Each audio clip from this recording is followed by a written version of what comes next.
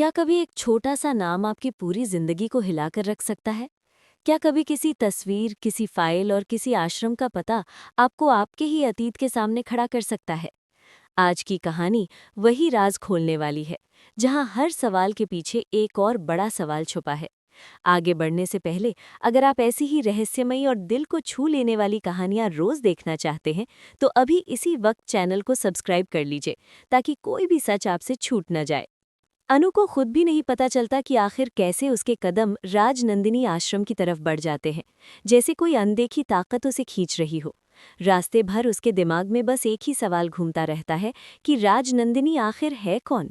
Office में, घर में, हर जगह बस यही नाम सुनाई देने लगा है। जैसे जैसे वो आश्रम के करीब पहुंचती है, उसका दिल तेजी से धड़कने लगता है। आश्रम के बाहर लगी एक पुरानी सी पट्टी और अंदर दीवार पर टंगी एक तस्वीर मानो उसे अपने अंदर बुला रही हो। अनु तस्वीर को देखते ही ठिठक जाती है। वहां राजनंदिनी जी की तस्वीर लगी होती है, बड़ी शांत, बड़ी गंभीर, लेकिन आंखों में कुछ ऐसा जो सीधे अनु के दिल को छू जाता है।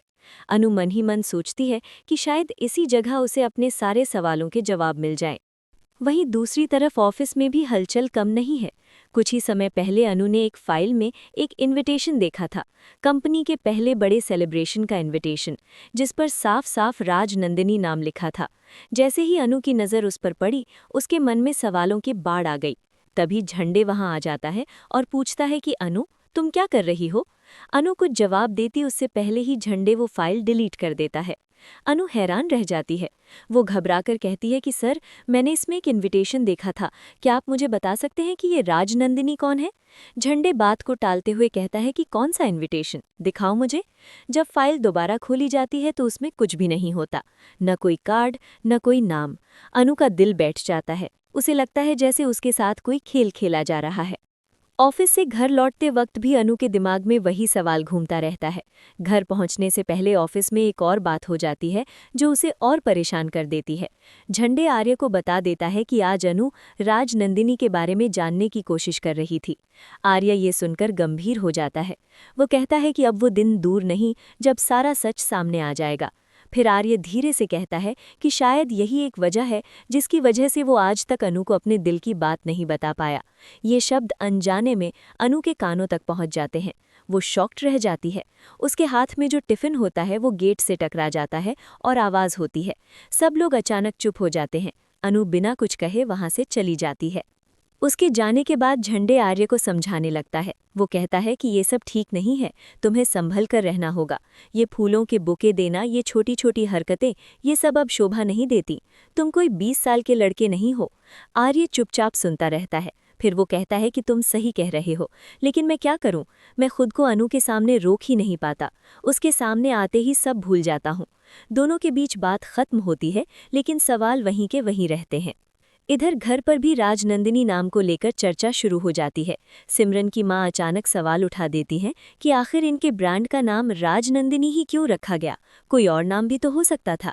आर्य की मां का नाम, किसी और का नाम, आखिर ये राजनंदिनी है कौन? अनु चुपचाप सब सुनती रहती है।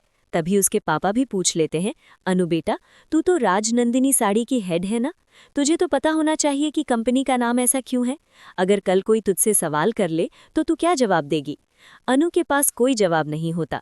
वो सोच में पड़ जाती है कि पापा सही कह रहे हैं। वो खुद कुछ नहीं जानती, फिर दूसरों को क्या बताएगी? उसी रात अनु ठीक से सो नहीं पाती। उसके दिमाग में बस एक ही फैसला बनता है कि अब उसे सच जानना ही होगा, चाहे कुछ भी हो जाए। अगली सुबह वो बहुत जल्दी ऑफिस पहुंच जाती है। उसे लगता है कि शायद आज उसे सारे सवालों के जवाब मिल जाएंगे। उसे ये नहीं पता होता कि आर्य पहले ही झंडे से कह चुका है कि वो अनु को राजनंदिनी के बारे में सारा सच बता देगा। लेकिन किस्मत कुछ और ही खेल खेलती है। अनु ऑफिस पहुंचते ही एक पुरानी फाइल ढूंढने लगती है। काफ़ी ढूंढने के बाद उसे एक ऐसी फाइल मिल जाती है जिसमें राजनंदिनी आश्रम का जिक्र होता है। बस फिर क्या था, अनु बिना वक्त गंवाए उस पते पर निकल पड़ती है। आश्रम पहुंचकर जैसे ही वो अंदर जाती है, एक महिला उससे पूछती है कि क्या आप राजनंदिनी है? ये सवाल सुनकर अनु चौंक जाती है। वो जल्दी से कहती है कि नहीं, मुझे राजनंदिनी से मिलना है। महिला मुस्कुराकर कहती है कि चलो, मैं तुम्हें उनकी तस्वीर दिखाती हूँ। अनु जैसे जैसे अंदर बढ़ती है उसका दिल और तेज धड़कने लगता है। तभी अचानक वहां रखी तस्वीर में आग लग जाती है। आग की लपटें उठने लगती हैं। सब लोग घबरा जाते हैं। अनु बस उसी आग को देखती रह जाती है। उसके दिमाग में कुछ अजीब सी तस्वीरें घूमने लगती हैं, जैसे कोई भूला हुआ सच उसे याद दिलाने की कोशिश कर रहा हो। क्या इस आग को देखकर अनु को अपने अतीत की कोई याद आएगी? क्या उसे एहसास होगा कि जिस राज नंदिनी को वो ढूंढ रही है वो कोई और नहीं बल्कि वो खुद है?